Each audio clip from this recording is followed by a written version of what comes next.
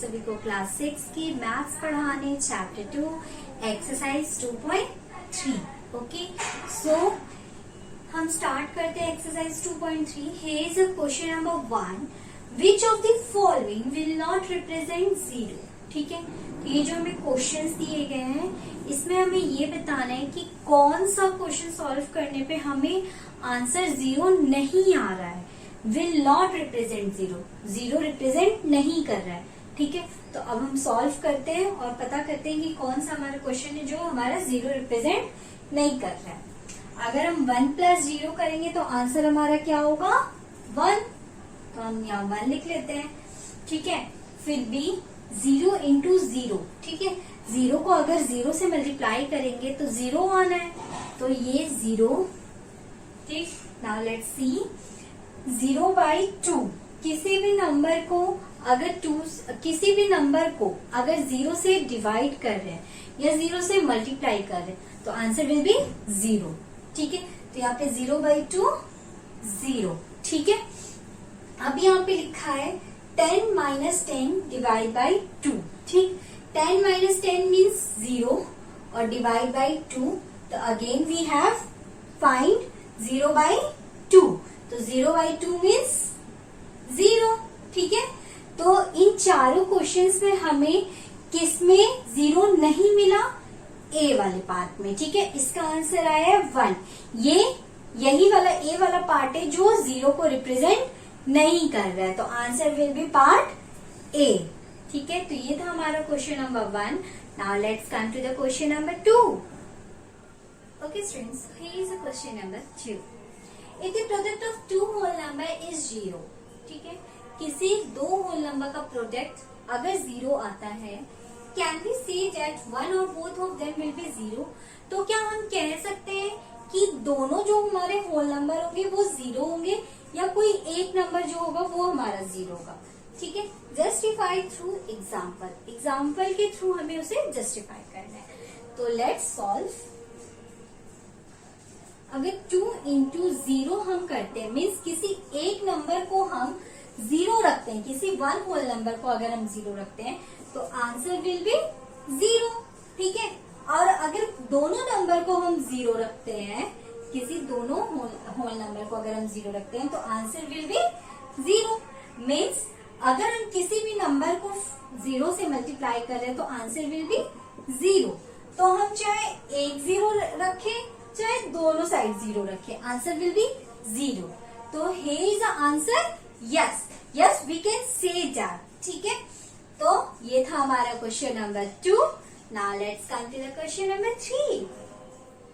Okay students, so here is the question number 3। If the product of two whole number is 1। ठीक है, किसी दो whole number का product हमारा अगर 1 आता है तो can we say that one और both of them will be 1। तो क्या हम कह सकते हैं कि दोनों में से, जैसे ये और ये, किसी दो होल नंबर का प्रोडक्ट अगर 1 आता है तो क्या हम कह सकते हैं कि चाहे तो कोई एक 1 होगा चाहे दोनों 1 होंगे। ठीक है, जस्टिफाई थ्रू एग्जाम्पल्स। तो लेट्स सॉल्व। अगर हम यहाँ पे 1 रखते हैं और यहाँ पे हम कोई और होल नंबर रख देते हैं मीन्स 2 रख देते हैं या 3 या 4 कुछ भी, तो आंसर विल बी 2 नॉट 1। ठीक है, तो इसलिए, और अगर यहाँ पे 1 × 1 रखते हैं मीन्स दोनों होल नंबर को 1 रखते हैं तो आंसर विल बी 1। तो इसमें क्या हो रहा है, इसमें बोथ वाले केस में 1 आ रहा है मीन्स दोनों जगह अगर 1 रखते हैं तब यहाँ पे 1 आएगा। अगर किसी एक जगह 1 रखते हैं तो आंसर विल बी चेंज। ठीक है, तो इसमें इसीलिए आंसर होगा no both of, means no 1 और बोथ दोनों सेम नहीं हो रहे, मीन्स 1 और बोथ में दोनों केसेस में नहीं आ रहे, सिर्फ बोथ ऑफ देम वाले में आ रहे हैं। तो हम यहाँ पे लिख देंगे आंसर बोथ ऑफ देम। ठीक है,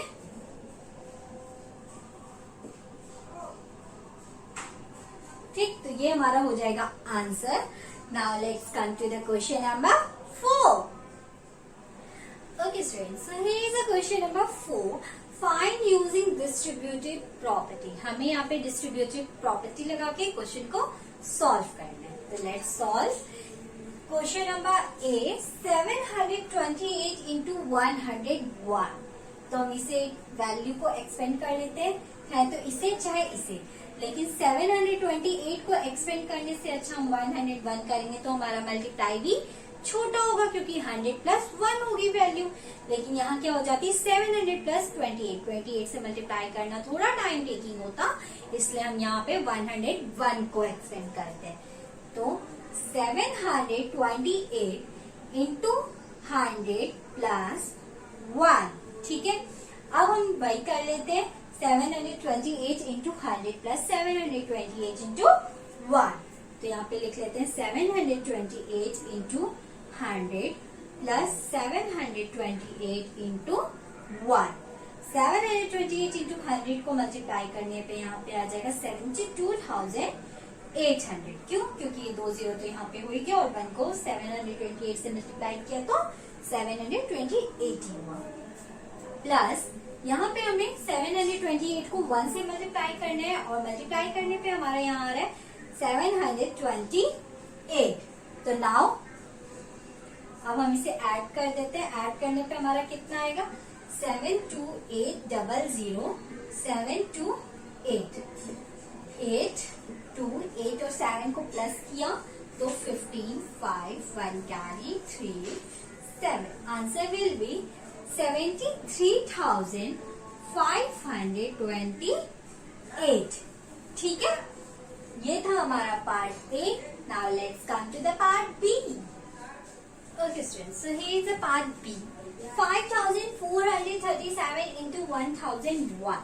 तो अगेन हम यहाँ पे एक्सपेंड करते हैं किसको 1001 को।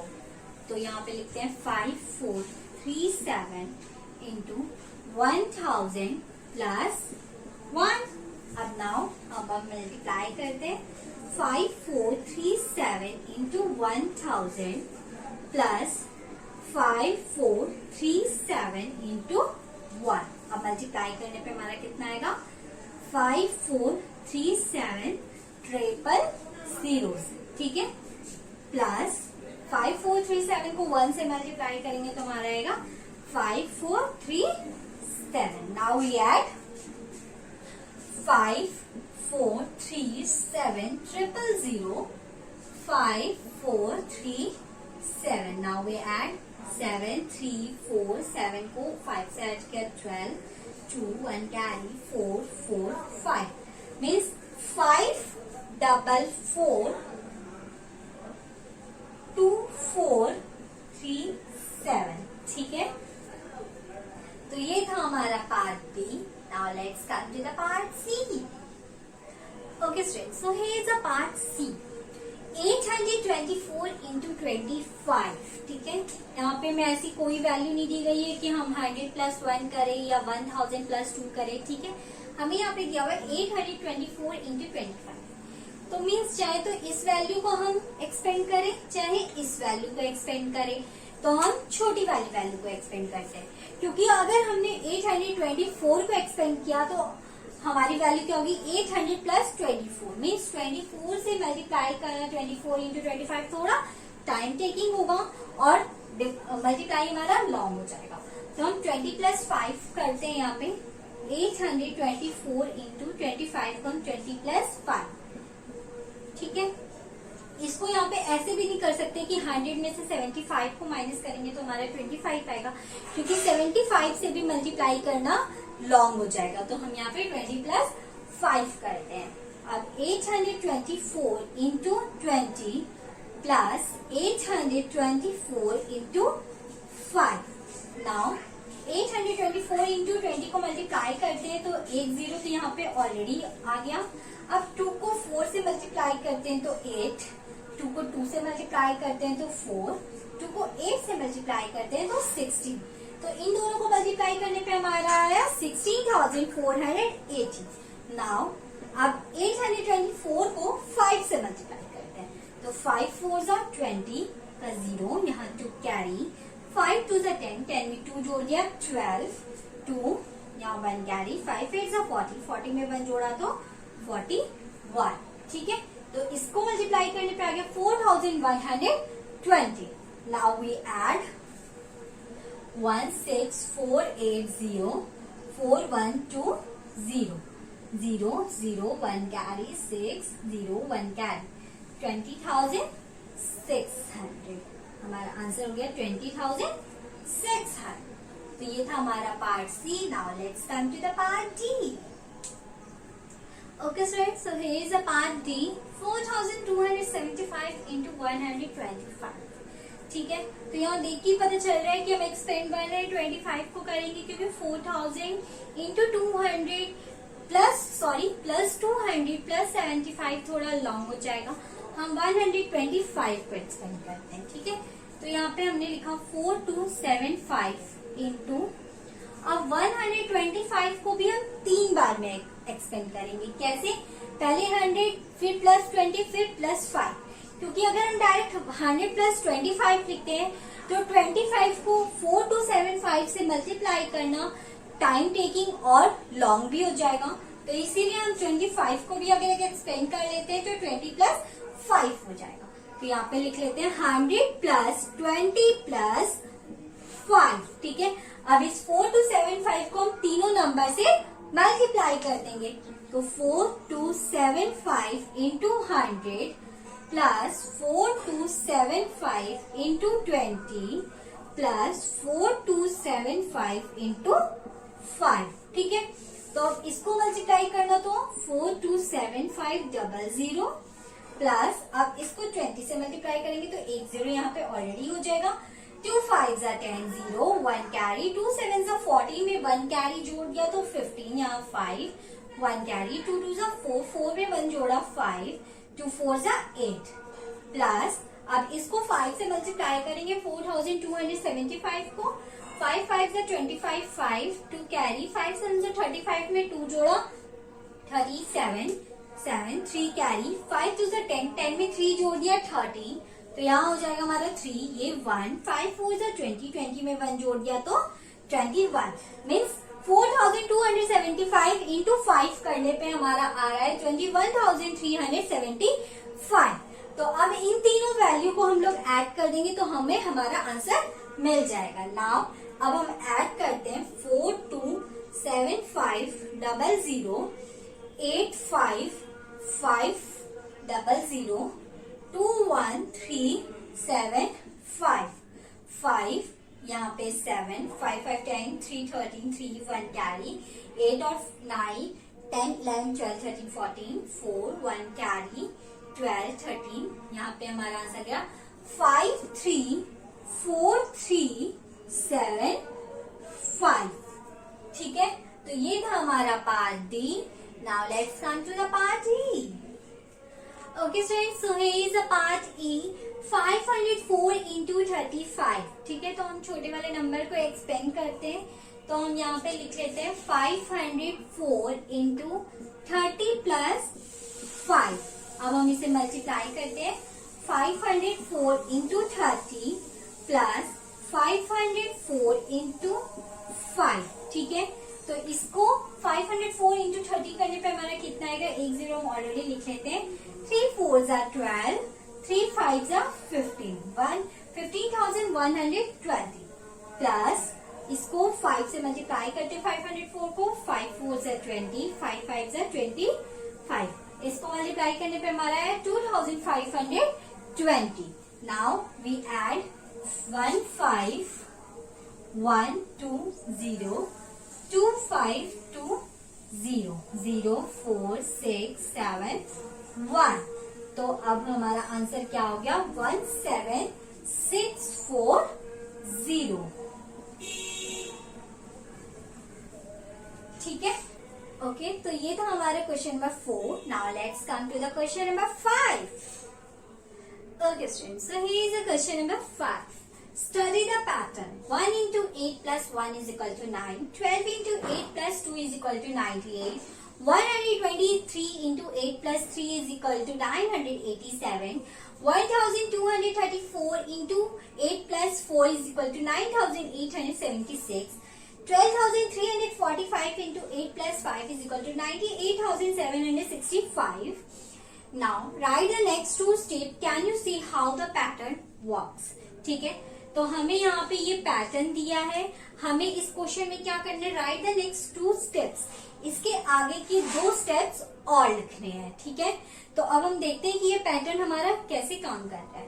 नाउ लेट्स सी 1 1 2 1 2 3 1 2 3 4 1 2 3 4 5 मीन्स यहाँ पे देखो 1, फिर वही 1 यहाँ पे लिख के आगे हम लिख दे रहे हैं 2, फिर वही 1 2 यहाँ लिख के आगे 3 लिख दे रहे हैं, फिर वही 1 2 3 यहाँ लिख के आगे 4 लिख दे रहे हैं, ठीक है। तो ऐसे ये वाला हमारा चल रहा है। फिर ये जो 8 है ये हमारा देखो कांस्टेंट रह रहा है, 8 सब में हम 8 से प्रोडक्ट कर रहे हैं, 8 में यहाँ पे कोई चेंजेस नहीं है, सब में 8 से प्रोडक्ट हो रहा है।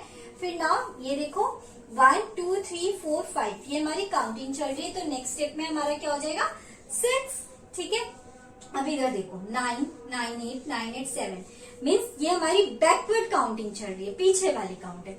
यहाँ 9 है, 9 से पहले 8 9 8 7 9 8 7 6 9 8 7 6 5 मीन्स नेक्स्ट वाले स्टेप में क्या हो जाएगा 9 8 7 6 5 4, ठीक है। तो अब हमें नेक्स्ट 2 स्टेप्स लिखने हैं, तो अब हम वो लिखते हैं। तो हमारे नेक्स्ट 2 स्टेप क्या है, यहाँ पे 1 2 3 4 5 है, तो यहाँ हमारा जाएगा 1 2 3 4 5 6 इंटू 8 से हमारा कांस्टेंट होगा, 8 से ही प्रोडक्ट होगा, प्लस यहाँ 5 था तो आगे का नंबर 6 हो जाएगा, इज इक्वल टू 9 8 7 6 5 था तो अब हमारा 4 तक जाएगा, 9 8 7 6 5 4 ये हमारा हो गया एक स्टेप। अब हम नेक्स्ट वाला चलते हैं, यहाँ तक 6 है तो अब 7 तक जाएगा, 1 2 3 4 5 6 7 इंटू ये कांस्टेंट रहेगा 8 और 6 के बाद यहाँ काउंटिंग में आ जाएगा 7 और ये हो जाएगा 4 तक आ रहा था तो अब 3 तक आएगा, 9 8 7 6 5 4 3। तो ये हो गए हमारे 2 स्टेप्स, ठीक है।